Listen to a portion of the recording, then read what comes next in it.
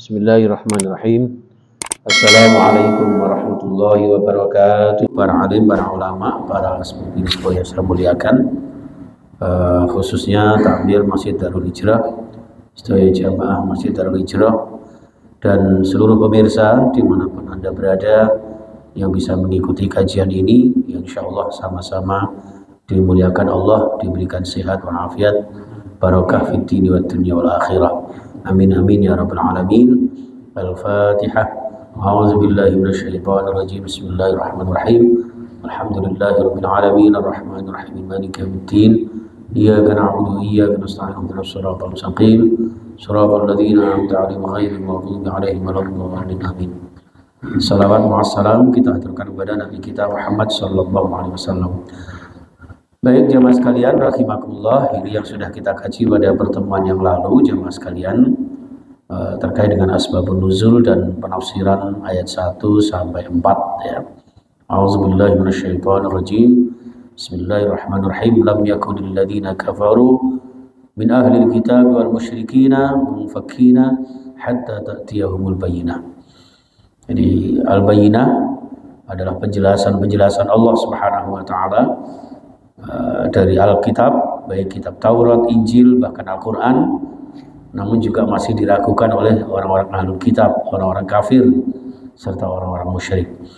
Ya, ini sudah kita kemarin bahwa infakka, yanfakku, munfakin, orang yang terpisah, ya, orang yang berpisah dari mungkin kebersamaannya, persatuannya, kemudian mencar ya, bahasa Jawanya mencar, yang kemudian tidak mendapatkan petunjuk dari Allah Subhanahu wa taala yang dibawa oleh Rasulullah, di mana Rasulun minallahi yatlu suhufan mutahharah, Rasulullah yang membawa ayat-ayat Allah, yang membacakan ayat-ayat Allah melalui lembaran-lembaran yang disucikan oleh Allah Subhanahu wa taala.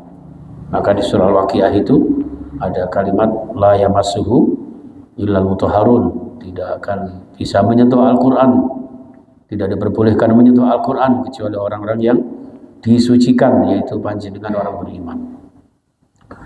Oke, karena sudah kemarin kita kaji di dalam suhuf itu fiha kutubun qayyimah, di dalamnya terdapat isi kitab-kitab yang jejak, yang lurus, ya, tulisan-tulisan dari kalamullah, ya, yang kemudian oleh umat Islam, oleh kaum mukminin diikuti, namun oleh orang-orang ahlul kitab diingkari. Dan ciri khas ahlul kitab itu adalah ketika ada penjelasan-penjelasan Allah, mereka justru berpecah belah. Wa ma tafarraqal ladzina utul kitaba illa min ba'di ma ja'atuhumul bayyinah. Jadi setelah ada penjelasan-penjelasan ya yang terangkum di dalam Al-Qur'an, ternyata justru orang-orang ahlul kitab ini berpecah belah.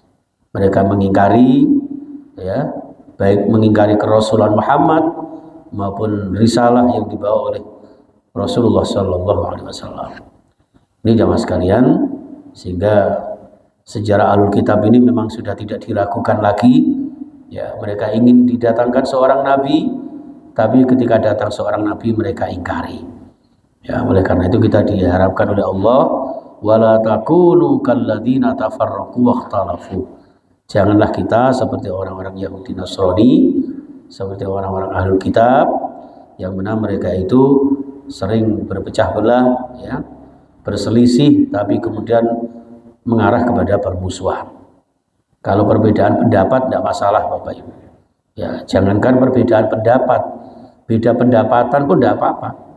Saya sama Pak Kusnar ini beda pendapatan ya, tidak masalah ya. Baik, berikutnya jamaah sekalian ayat yang kelima. A'udzubillahi minasyaitonir rajim, yang kita kaji kali ini.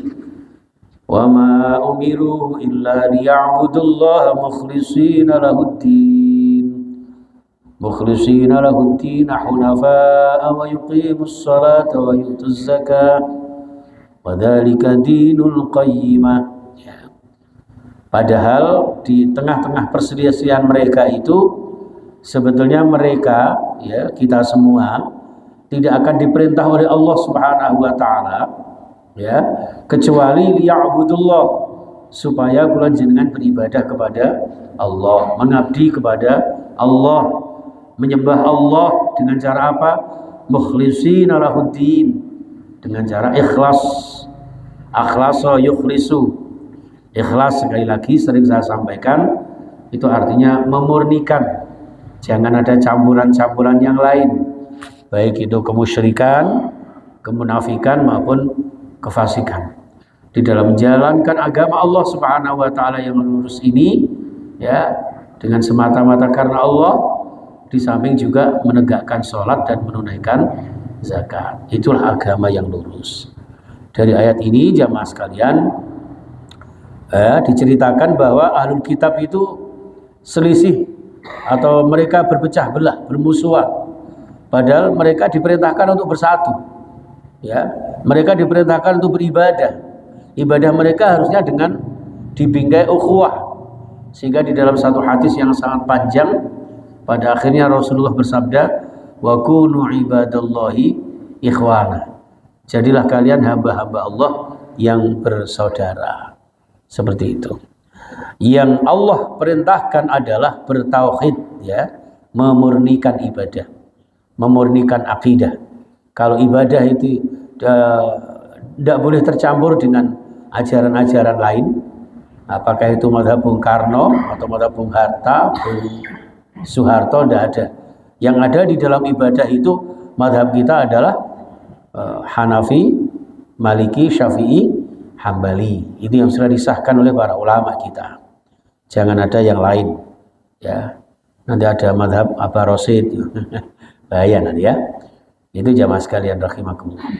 Nah, maka dalam hal ini jamaah sekalian, Allah Subhanahu wa taala menjelaskan bahwa agama pada dasarnya satu. Ya, kaidah-kaidahnya sederhana, mudah dilakukan, tidak ribet dan jelas. Ya, tidak ada yang mempersulit kula jenengan. Coba aja panjenengan bandingkan dengan agama-agama lain, ya. Ubur-ambinya macam-macam. Di dalam Islam tidak demikian. Di dalam Islam juga tidak memerintahkan untuk perpecahan, perselisihan, ya. Ini di dalam kitab Fi Dzilal Quran, ya, karangan Said Qutb di dalam menafsirkan ayat ini.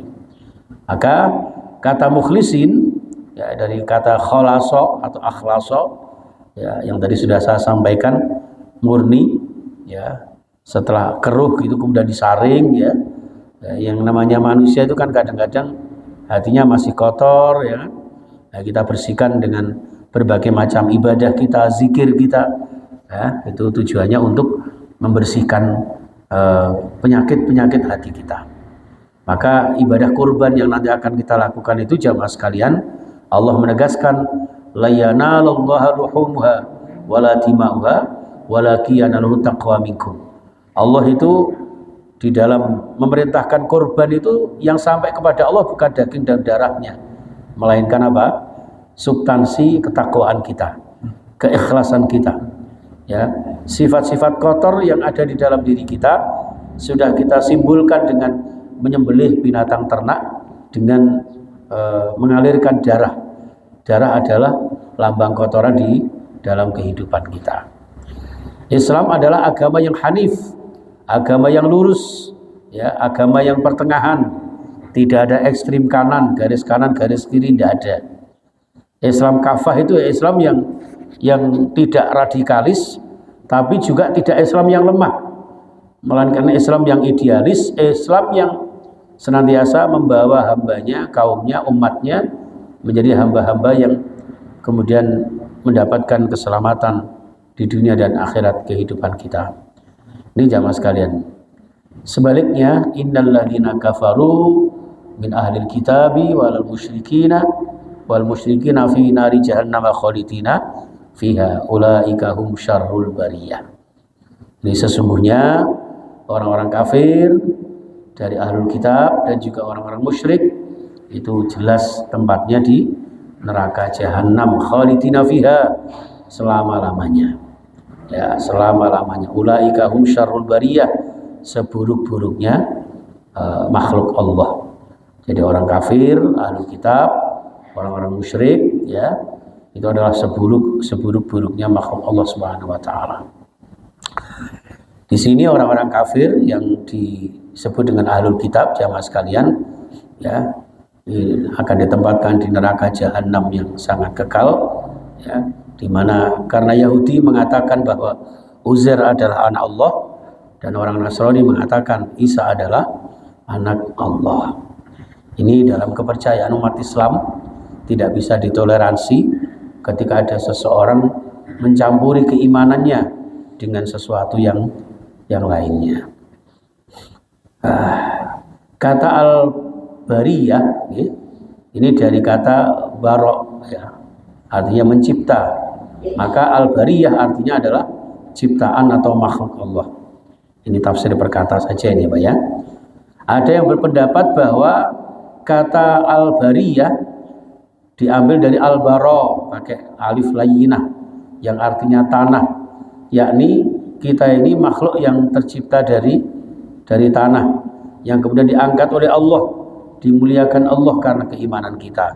Sebaliknya ketika orang kafir tidak mau beriman kepada Allah, maka disitulah mereka pada akhirnya menjadi orang-orang yang dilaknat Allah, sehingga menjadi seburuk-buruknya makhluk Allah, bahkan lebih buruk daripada binatang. Na'udzubillah summa na'udzubillah. Ayat yang ketujuh, innal ladzina amanu wa 'amilus shalihat ulaika hum khairul bariyah. Sesungguhnya orang-orang yang beriman, orang-orang yang mengerjakan amal soleh, mereka itu adalah sebaik-baik makhluk Allah. Panjenengan yang beriman, ya, beramal soleh, itu insya Allah akan menjadi hamba-hamba Allah, ya, yang paling dimuliakan oleh Allah Subhanahu wa taala. Sebaik-baik makhluk Allah adalah orang-orang yang beriman dan beramal soleh. Bahkan kata Abu Hurairah, lebih utama daripada malaikat. Jadi manusia itu kalau sudah baik, ya, kebaikan, kesempurnaan, kemuliaannya lebih baik, lebih mulia bahkan daripada malaikat. Tapi ya itu ironisnya, manusia kalau sudah jahat, ya kan, kalau sudah ingkar, kejahatannya melebihi binatang sekalipun. Yang namanya sejahat-jahatnya harimau itu kan nggak ada yang makan anaknya sendiri, ya kan, itu. Tapi manusia ada anak yang menyakiti orang tuanya, orang tua yang menyakiti anaknya, ya, itu seperti itu.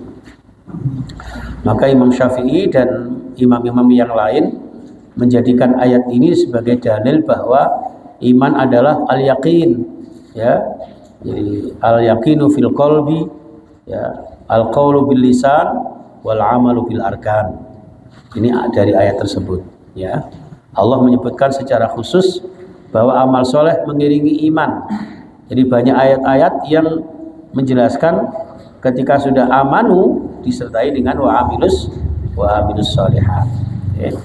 Maka yang terakhir ayat yang ke-8, jazaohum 'inda rabbihim jannatu 'adnin tajri min tahtiha al-anharu khalidina fiha abada radhiyallahu anhum wa radu an dzalika liman khasyiya rabbah.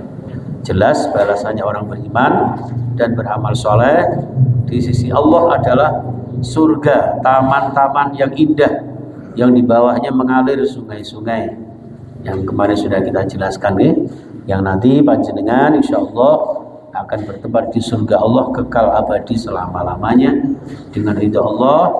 Allah pun ridho kepada panjenengan, kita pun ridho kepada pemberian Allah Subhanahu wa taala. Podo-podo ridho, podo-podo senengi kita. Kalau jenengan seneng karena diberikan nikmat Allah, ya, Allah pun ridho karena panjenengan sudah melakukan perintah-perintah Allah Subhanahu wa taala. Dan inilah balasan yang luar biasa bagi orang-orang beriman, beramal soleh, yang tiada putus-putusnya, tiada habis-habisnya, tiada selesai-selesainya. Ya, itu bi ghairi qidain, bi ghairi intihain di dalam kitab tafsir Ibnu Katsir. Ya. Baik jamaah sekalian, tidak hanya itu, orang-orang yang beriman dan beramal soleh, mereka akan mendapatkan kenikmatan yang sangat tinggi, yaitu ridha Allah. Jadi kalau sudah ridha Allah, tidak ada yang bisa menandinginya. Ini semua diberikan kepada panjenengan orang yang iman kepada Allah. Sengaja Allah menggunakan kata khosyah Bapak Ibu. Khosyah dengan khauf itu secara sepintas maknanya sama, takut. Ya. Cuman kalau khauf itu takut yang masih ringan-ringan saja. Maka hampir sama dengan kata khafif. Ya. Khafif itu artinya ringan, ya, enteng. Panjenengan gada gubernur Bu Khafifah. Itu ibu yang entengan, ya. Gampangan itu. Tapi khauf di sini artinya, ya, jadi takut yang remeh-remeh saja. Atau mungkin panjenengan takut hantu, ya. Itu bisa dibahasa Arabkan dengan khauf. Ya. Khufyah itu orang yang takut secara lahiriah. Jangan lewat sana, nanti ada ularnya, itu khauf. Ya. Tidak ada konsekuensi apa-apa. Beda dengan khosyah. Ya. Makanya orang Jawa itu ada tradisi pakai kopiah, ya Pak ya. Yang panjenengan pakai itu kopiah. Kopiah itu dari bahasa Arab khufyah. Maka diharapkan dengan memakai kopiah itu menjadi takut. Ya, takut berbuat kesalahan, takut nanti terjerumus kepada kemungkaran. Makanya tidak boleh Pak. Kula jenengan mau limo pakai kopiah. Udu judi pakai kopiah, ya. Makanya saya kurang setuju kalau di tahanan di pengadilan itu pakai baju hem putih terus kopiah hitam. Itu saya kurang setuju itu. Ya, kopiah itu ya kayak Ustadz Fadli itu calon DPR itu pakai kopiah itu cocok, ya. Mudah-mudahan diberkahi Allah, ya. Jadi seperti itu. Artinya khauf itu takut yang sifatnya lebih ringan daripada khosyah. Kalau khosyah ini mengandung segala macam konsekuensi. Orang itu kalau sudah takut kepada Allah, ya, dari kalimat khosyah rabbah, orang yang takut kepada Tuhannya, maka satu, dia akan patuh tunduk pasrah semarah kepada Allah. Apapun yang menjadi perintah Allah yang dia ucapkan sami'na wa ata'na. Itu orang yang khosyah. Di samping itu orang yang khosyah itu takut dengan segala macam apa yang akan menjerumuskan dia ke dalam kenistaan, kemungkaran, bahkan pada akhirnya takut sekali dengan azab Allah. Ya, itu orang yang khosyah. Sehingga jangan sampai kula jenengan melangkahkan kaki ke dalam perbuatan-perbuatan kemungkaran. Itu yang disebut dengan khosyah. Nah, khosyah inilah yang lebih mendekati dengan kalimat al-wiqayah dari makna taqwa. Ya, takwa itu kalau diibaratkan itu panjenengan kalau di pinggir jurang, ya kan, di pinggir jurang dan di situ sedikit saja ketika tergelincir maka kita akan jatuh ke dalam jurang tersebut. Itu al-wiqayah. Maka jagalah diri kita, qu anfusakum wa ahlikum naro. Jadi jurang itulah yang disebut dengan jurang neraka. Jaga hati-hati diri kita, keluarga kita, masyarakat umat kita untuk jangan sampai terjerumus ke dalam jurang kenistaan dan jurang azab Allah Subhanahu wa taala. Sebagai penutup, Bapak Ibu, kami sampaikan hanya sekedar mensinyalir saja dari makalah Sayyid Qutb, ya, di dalam kitab Tafsir fi Zilal Quran, bahwa surat ini, ya, memaparkan, menjelaskan hakikat sejarah panjang Ahlul Kitab, ya, orang-orang Yahudi Nasrani yang mereka ini selalu meragukan kebenaran-kebenaran yang datang dari Tuhan mereka. Ya, mereka sakarpe dewe. Jadi dikasih petunjuk dari Allah gitu, mereka lebih memilih kepada adat budaya dan kemauan mereka. Ya. Nek mereka seneng ya ayatnya dipakai, nek mereka gak seneng ayatnya dibuat. Itu Ahlul Kitab. Maka di sini kemudian juga dijelaskan tentang fase-fase keimanan, tahapan-tahapan keimanan yang menjadi penguat untuk kehidupan kita. Nah, dari sinilah karena ayat ini lebih banyak menjelaskan tentang tahapan-tahapan keimanan, ya, menuju kepada kemantapan iman, maka para ulama sebagian kemudian menyebutkan bahwa Al-Bayyinah ini bukan surat Makkiyah tapi termasuk surat Madaniyah. Ya.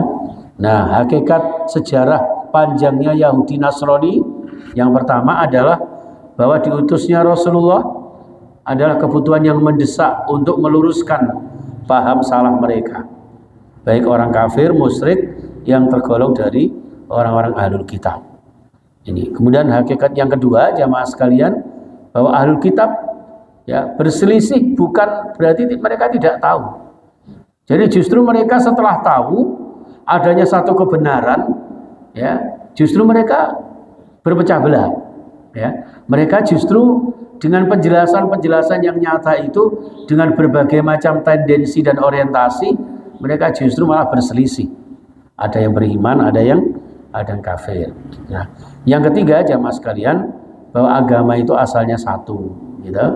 Satu, kaidah-kaidahnya sederhana, jelas, ya, tidak ada yang memerintahkan perpecahan.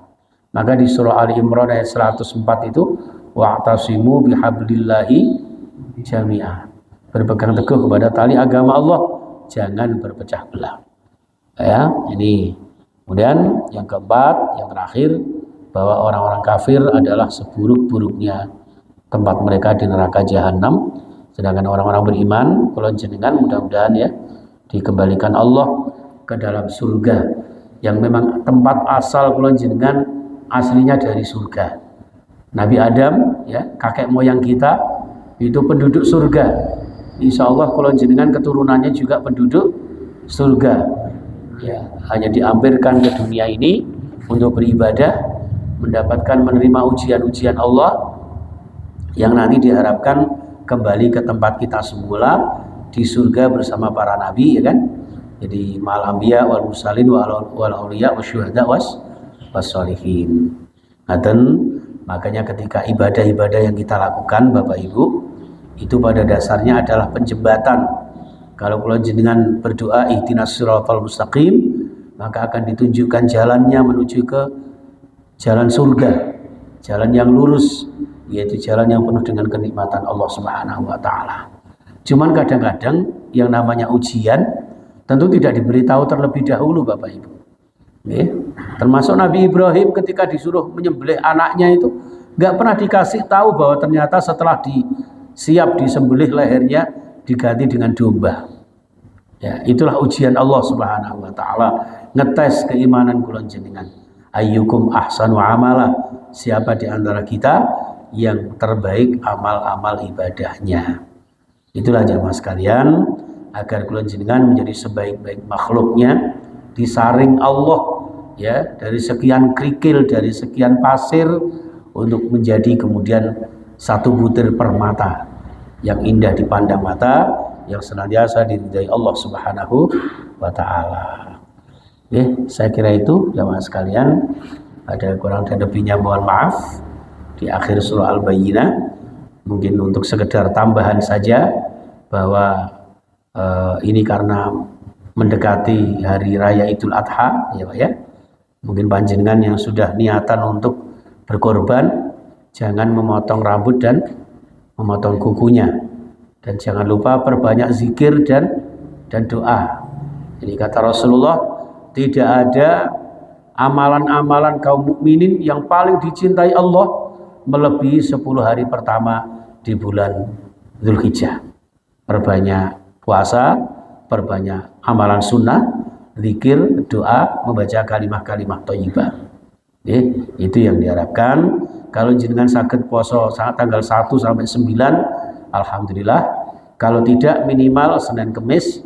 Kalau tidak Senin Kemis, ya minimal tarwiyah sama Arafah.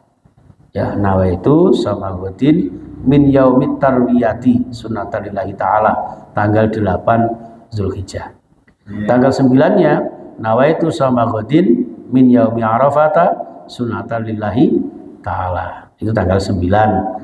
Nah, ini kok saiki ada dua keputusan, ada yang tanggal berapa ya? 28 sama 29. Monggo kembali kepada keyakinan kula jenengan. Ya. Kita sudah dewasa, perbedaan adalah hal yang biasa. Ngoten nggih? Jadi tidak masalah, monggo kembali kepada keyakinan. Saya nanti insya Allah khutbah di Islamic Center, di Masjid Raya Islamic Center, karena masjid pemerintah, Pemprov, ya otomatis ya Kemis. Tapi di tempat saya insya Allah Rabu. Ya wis, jadi nyembelih ping pindho. Yang penting pokoknya gak salat ping pindho. Ya, nanti sip-sipan ya Ustaz ya. Jadi undangannya ping pindho. Susah nanti ya. Jadi ada yang nawarin saya Ustaz tolong jenengan ngimami hari Rabu. Loh, saya Kamis sudah di Islamic Center.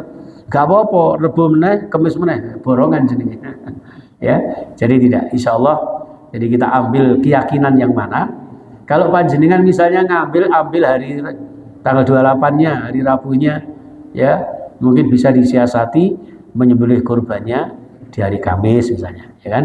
Kan masih ada 3 hari tasyrik, ya kan? 11, 12, 13 Zulhijjah. Tapi kalau toh panjenengan sudah yakin bahwa aku pokoknya melok Mekah Madinah itu Idul Adha-nya ya hari itu. Ya udah, panjenengan yakin sembelih saja tidak apa-apa. Kembali kepada keyakinan kita. Lana a'maluna walakum a'malukum wa nahnu lahu mukhlisun. Ya, jadi perbedaan pendapat di dalam kita beragama itu pun gak jadi masalah. Yang penting sama-sama lillah wali Rasulillah insyaallah. Nggih. Itu Bapak Ibu yang saya muliakan.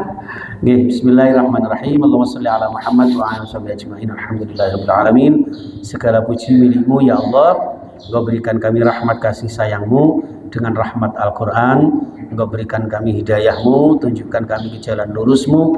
Dengan jalan lurusmu ya Allah, terimalah amal ibadah kami. Rabbana taqabbal minna innaka antas samiul alim wa tub alaina ya maulana innaka antat tawwabur rahim. Terimalah taubat kami, ampuni dosa-dosa kami dan dosa-dosa kedua orang tua kami, sehingga dengan demikian Engkau lancarkan segala usaha kami, sehatkan jiwa raga kami, tenteramkan bahagiakan kami sekeluarga, bahagia dunia sampai akhirat nanti. Rabbana atina fid dunya hasanah wa fil akhirati hasanah wa qina adzabannar. Walhamdulillahirabbil alamin.